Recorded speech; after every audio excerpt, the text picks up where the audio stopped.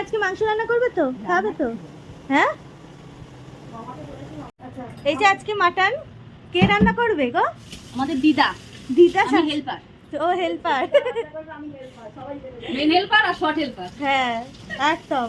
তুমি যে বললে মাংস রান্না করবে, করবো। হ্যাঁ করবে? মাংস তো ওখানে ফুটছে। তাহলে বসিয়ে দিয়েছি, হ্যাঁ বসিয়ে দিয়েছি। হ্যাঁ আমি বসাইনি, তবে হয়েছে তোমার মেয়ে বসিয়ে দিয়েছে ওই ঘরে। ও ভালো রান্না করে, হ্যাঁ মেয়েও আমার মতোই রান্না করে। মেয়েও? আচ্ছা দিদা বলে দিচ্ছে, দিদার প্রসেসে রান্না হচ্ছে তাই? তাহলে খুব ভালো লাগছে, অনেক দিন পর সবাই মিলে।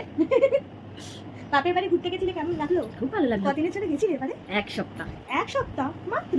তারও বেশি মনে হচ্ছে। না 10 দিন না, মনে 1 হচ্ছে। সপ্তাহ মাত্র। মাত্র? না না 10 দিন। 1 সপ্তাহ। কবে গেছিলে বলো? আমি বুধবারে গেছি, বৃহস্পতিবারে ফিরেছি। আচ্ছা তাহলে 1 1 সপ্তাহ। সপ্তাহ। আচ্ছা বুধবারটা কাউন্টিং হবে না? বুধ না, বৃহস্পতি, বুধবার যাওয়া হচ্ছে, শনি রবি সোম মা মঙ্গল যাওয়া আসার দিন বাদ। বৃহস্পতি, তাহলে তো 9 দিন হয়ে যাচ্ছে। হ্যাঁ না না, না বুধবার বাদ। জানি আচ্ছা, না আবার গেছি, ঘুমিয়ে এরপর আবার পড়েছি। কবে যাবে? এরপর যাব 28শে মে। 28 আমি একা নয়, আমাদের বাড়ির সবাই যাবে, যে বাবা। বলছে সেও যাবে।